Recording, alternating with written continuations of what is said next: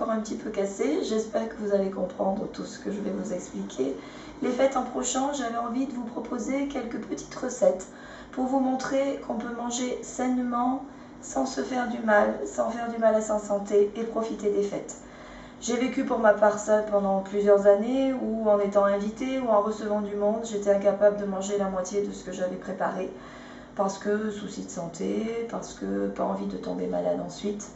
Alors pour que les fêtes restent un plaisir, restent conviviales, je vais vous proposer quelques petites recettes avec essentiellement des légumes. Vous pouvez les incorporer à vos menus pour pouvoir faire goûter à tout le monde des recettes saines. Ils vont se régaler sans s'en rendre compte, sans penser ces régimes. Il n'est pas du tout question de régime dans l'histoire, simplement de manger un peu plus sainement et un peu moins lourd que ce qu'on a l'habitude de faire pendant les fêtes. Alors, on va commencer par tout ce qui concerne l'apéritif. Ça peut être selon les tailles, soit des apéritifs, soit des entrées. Voilà. Donc là, regardez, je vous ai préparé une petite assiette. Vous allez déjà regarder avant qu'on passe aux recettes.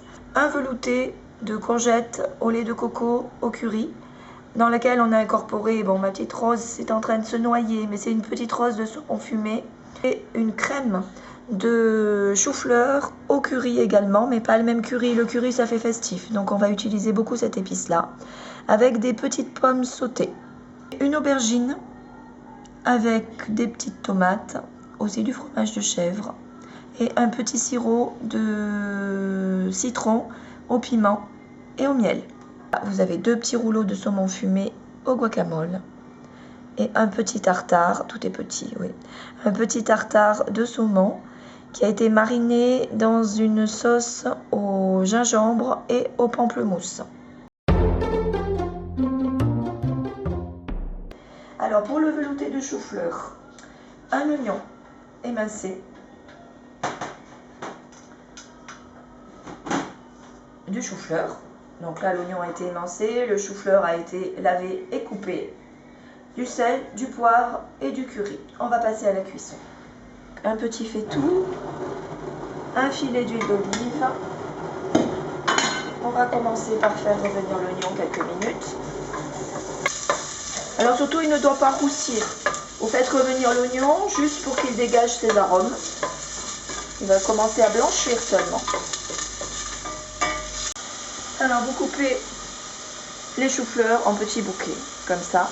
Là on a un demi-oignon et un demi-chou-fleur. Par exemple dans des verres, comme ça. C'est une jolie entrée. Et là vous allez avoir pour 5 personnes. Si vous faites un apéritif avec des tout petits verres, alors là c'est 3 fois plus.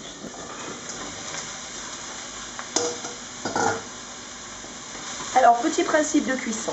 Quand on fait une soupe, on essaie de faire revenir toujours, on va cuire à feu doux et on coupe les légumes de façon un petit peu grossière. On ne les coupe pas tout petits. C'est comme ça qu'ils vont moins perdre leurs vitamines. Plus vous les coupez petits, plus vous perdez. Bon, là on va garder l'eau de cuisson, donc on perd quand même un peu moins, mais il est quand même intéressant de les couper un peu plus gros. À ce stade, on va ajouter le sel, le poivre. Les épices, toujours sur les légumes. Comme ça, vous allez avoir des légumes qui ont des saveurs. Si vous mettez les épices dans le bouillon, vous aurez des légumes fades et un bouillon très épicé. Il s'agit de curry en poudre. Alors vous assaisonnez selon votre goût. Petit conseil, si vous le servez en apéritif, donc en petite quantité, plus les quantités sont petites, plus il faut que les goûts soient relevés. Si vous servez en entrée, dans ce cas, mettez un petit peu moins de curry. Alors ensuite, une fois que vous avez fait revenir pendant quelques minutes, tous les arômes sont dégagés, mais la cuisson n'a pas vraiment commencé. On va mettre de l'eau à couvert, comme ceci.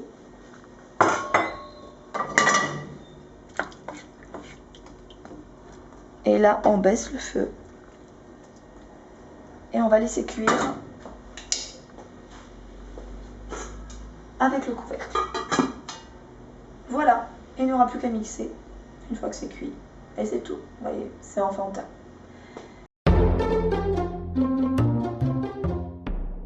Alors ensuite, nous passons au deuxième velouté. Alors pour le deuxième velouté, petite recette originale, je vais vous proposer un velouté de courgettes crues. Alors sachant que si vous n'êtes pas adepte du cru, vous pouvez aussi le faire cuire. Même procédé, oignons, courgettes. Mais là, on va tout mettre dans le mixeur. Vous serez étonné, essayez un velouté de courgettes mixé. C'est très très velouté justement. Pas du tout sec. La courgette donne vraiment quelque chose d'intéressant. Alors ici nous trouvons deux sortes de courgettes. Les courgettes vert clair, qui sont en général petites. Et en ce moment on trouve les courgettes noires. En fait voilà, c'est des courgettes plus foncées et plus grosses. On peut utiliser les deux sortes de courgettes, le résultat est identique. Sauf qu'avec celle-ci on peut laisser la peau. Avec celle-là il faut les éplucher. Là je vais utiliser celle-ci. On peut aussi mélanger les deux d'ailleurs. Peu importe. Là, on va utiliser une courgette. Vous allez voir, avec une courgette, je crois on fait à peu près 2-3 petits verres. Ensuite, on va ajouter du sel, du poivre.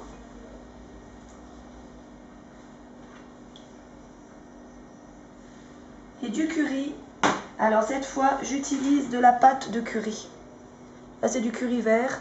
Vous pouvez aussi bien utiliser du jaune ou du rouge, selon votre goût. Alors par contre, mettez-en peu, il est très très fort. Là, pour une courgette, je vais mettre ça. C'est déjà pas mal, ça va déjà bien relever. Ensuite, du lait de coco. Voilà, il vaut mieux en mettre peu au début. Rajouter s'il faut pour que ça soit crémeux, faut que ça soit onctueux, pas trop liquide. Du basilic haché. Alors là, vous mettez un bon peu de basilic. Une cuillère à soupe de jus de citron. Voilà, et on mixe.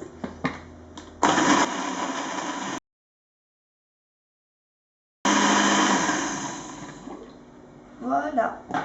On peut ajouter un petit peu d'huile d'olive à la fin. Voilà, petit filet d'huile d'olive. Pas besoin de rebrancher le mixeur. Juste on mélange comme ça. Voilà, alors là on va le servir dans le grand verre, vous allez voir, c'est tout à fait onctueux. Regardez. Oui, vous voyez, on a un petit peu plus d'un grand verre. Donc ça veut dire que vous faites 3 petits verres si vous faites un apéritif avec une courgette. Donc une courgette, à peu près 5-6 feuilles de basilic hachées, une petite pointe de petite cuillère de curry, une cuillère à soupe de jus de citron. Et dans le lait de coco, on a mis à peu près l'équivalent d'un demi-verre. Et une cuillère à café d'huile d'olive, sel, poivre. Et voilà, l'affaire est jouée.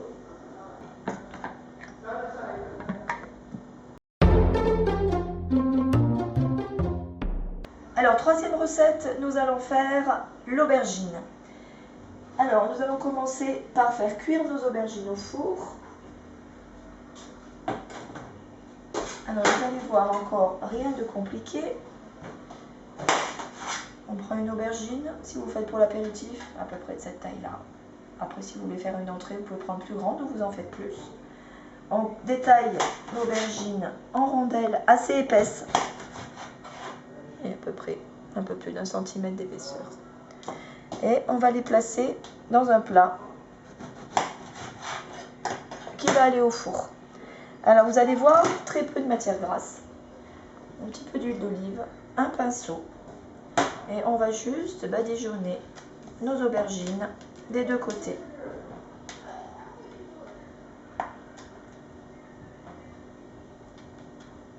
L'aubergine est une éponge à matière grasse, il faut faire attention.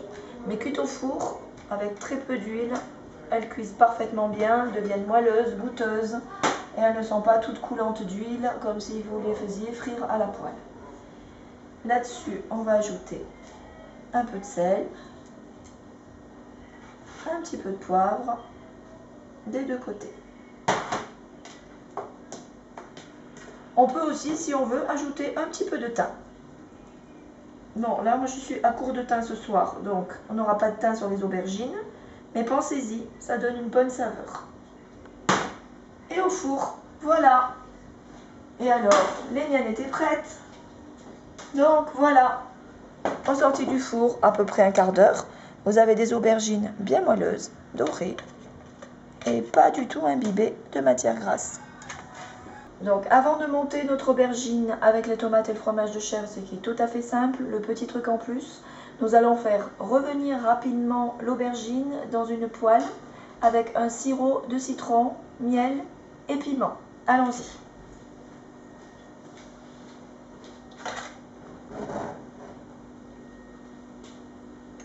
Alors, le jus de citron est là.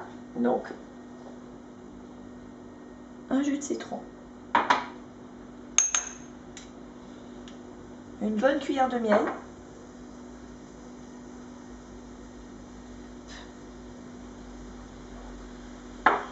Et un petit peu de piment. Alors moi c'est du piment vraiment haché, des vrais piments. Mais vous pouvez aussi mettre de la poudre de piment sans problème.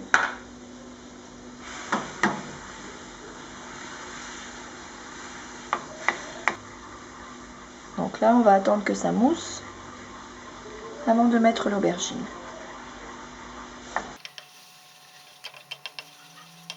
Là ça mousse bien, ça veut dire que c'est bien monté en température. Et là on place l'aubergine.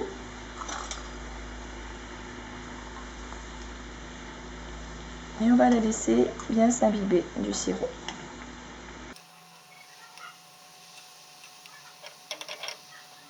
On stoppe le feu et on va placer l'aubergine dans sa petite assiette. Alors voici une tomate que j'ai coupée en petits dés, donc vous enlevez la peau, épépinée, coupée en petits dés, un peu de sel, un peu de poivre, on va ajouter un peu de paprika.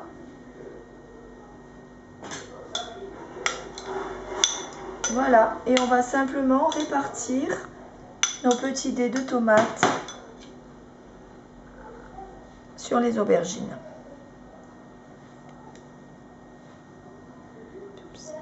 Bon, j'ai bavé sur l'assiette, on ne dira rien.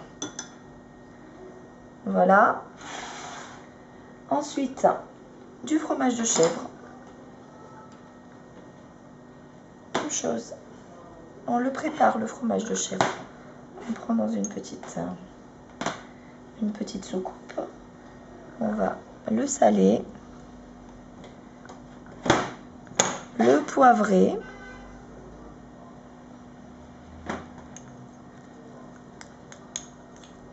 Alors celui-là est bien frais, donc il se réduit tout de suite en crème. Si vous avez un fromage un peu plus sec, vous pouvez ajouter soit un petit peu de crème fraîche, et si vous préférez éviter la crème fraîche, un petit peu de lait végétal. Ou un peu d'huile d'olive d'ailleurs. Juste pour le rendre plus onctueux. Et ensuite, on va le disposer sur le dessus. Voilà. Ma petite coupe est petite pour un restaurant, mais en fait elle est un peu trop grande pour les aubergines. Donc j'ai trouvé ce petit ramequin qui est un peu plus adapté. Si vous faites un buffet ou un apéritif, il faudra installer les aubergines vraiment dans des petits contenants. Alors ensuite on récupère le reste du sirop qui est devenu bien épais et on nappe juste un petit peu comme ça le fromage de chèvre. Voilà. L'affaire est jouée.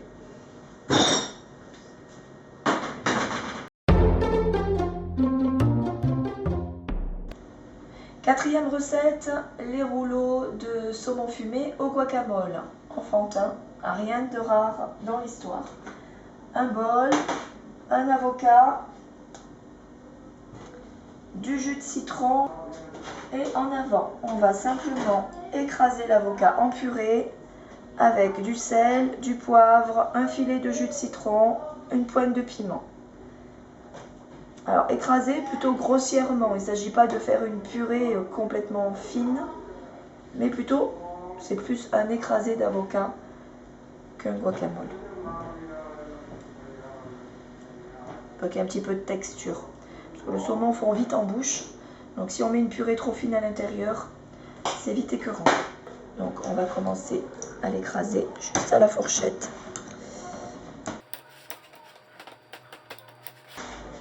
Il faut un avocat bien mûr, hein, parce que si vous avez un avocat qui est trop dur, d'abord impossible de l'écraser. Et puis il va rester des morceaux durs, vraiment désagréables à manger. Celui-là est parfait.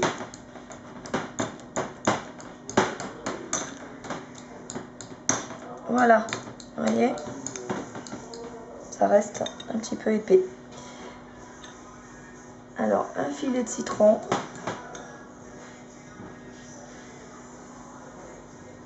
Du sel, du poivre et du piment.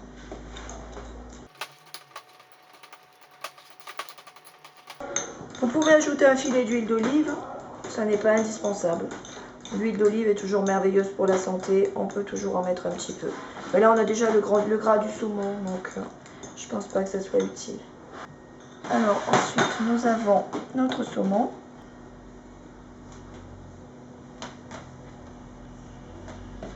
Voilà, une belle tranche. On dispose le guacamole. Ensuite, on va débiter en rouleau. Alors, vous pouvez aussi le placer au congélateur quelques minutes avant de le couper si vous avez peur qu'il s'affaisse.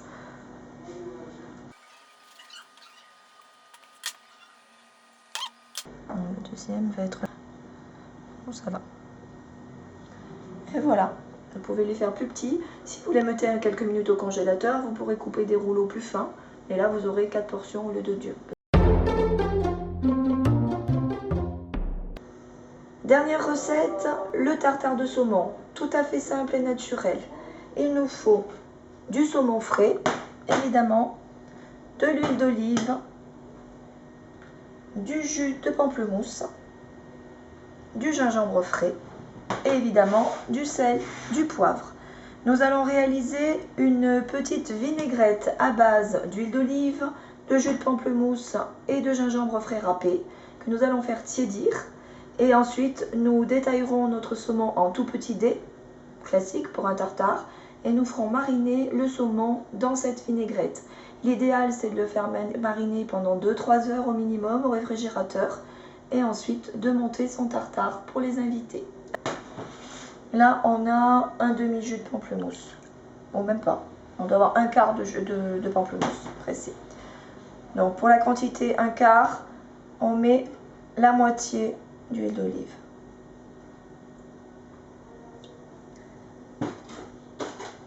Ensuite,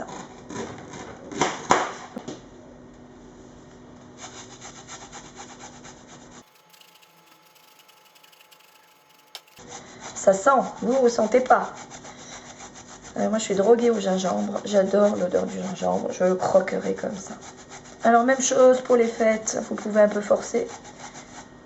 Surtout si c'est un apéritif. Vous pouvez un peu forcer sur l'assaisonnement. Du sel. Du poivre. Et on va faire tiédir ça à feu doux.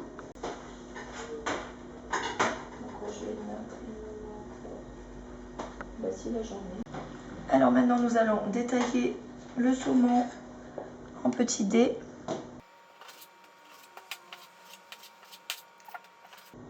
Et nous mettons le saumon à mariner dans la vinaigrette tiède. Voilà, donc là j'ai fait un petit peu de saumon pour vous montrer. Évidemment, vous pouvez en faire plus. Là, il y a beaucoup de vinaigrette pour la quantité de saumon. En fait, il faut mettre plus de saumon. Alors, notre saumon a mariné pendant 3 heures. Il commence à cuire avec le pamplemousse. Là, maintenant, nous allons l'égoutter. Et alors, moi, je n'ai pas de cercle assez petit pour faire des petites quantités pour un apéritif. Donc là, je vais vous donner une petite astuce. Vous le mettez simplement dans un petit ramequin. Vous tassez bien. Et vous retournez sur une petite assiette.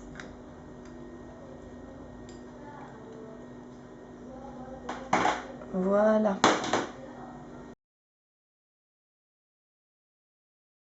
Dernier petit truc sympa pour tous ceux d'entre vous qui ne veulent pas manger de lactose, donc ni fromage de chèvre. Là on a utilisé pas mal de petites choses avec des fromages de chèvre.